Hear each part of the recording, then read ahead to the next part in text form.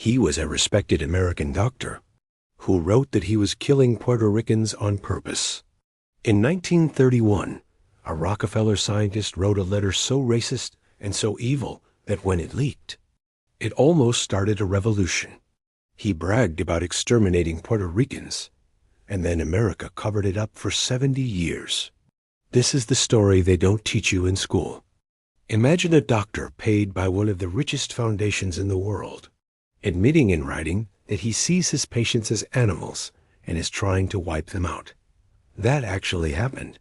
His name was Dr. Cornelius Rhoads, and what he did in Puerto Rico still makes people furious today. Hit that like button right now, because this one is wild. 1931, the Great Depression. The Rockefeller Institute for Medical Research, basically the Harvard of science at the time. Puerto Rico at this point is a U.S. colony. Just 33 years after the Spanish-American War. Rhoads is there for only 6 months. But in November 1931, he sits down and writes a private letter to a colleague back in New York. He's pissed because someone scratched his car. What he writes next is absolutely unhinged. The natives are the dirtiest, laziest, most degenerate and thievish race of men ever to inhabit this sphere. What the island needs is not public health work, but a tidal wave or something to totally exterminate the population. Then he drops the bomb. I have done my best to further the process of extermination by killing off 8 and transplanting cancer into several more. He ends by calling Puerto Ricans experimental animals.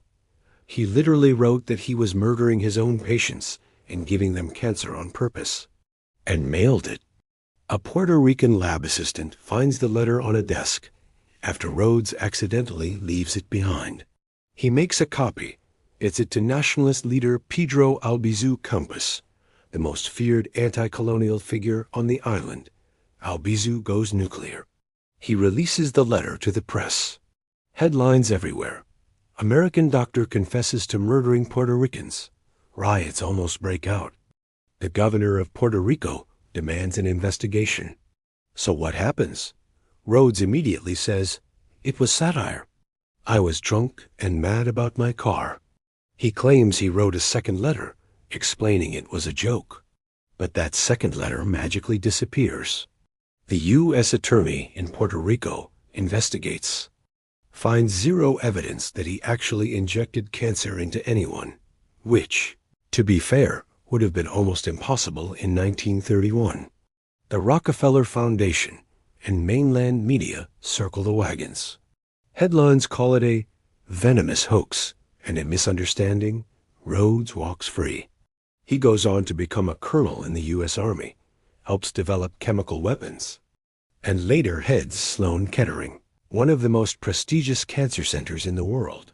Yeah, the guy who joked about giving people cancer ran America's top cancer hospital. Fast forward to the early 2000s, the American Association for Cancer Research, the biggest cancer research group in the U.S., has been giving out an award for young scientists, named after Cornelius Rhoads. Nobody really questioned it for decades. Then Puerto Rican scientists and activists find out. They lose their minds, rightfully. Massive protests.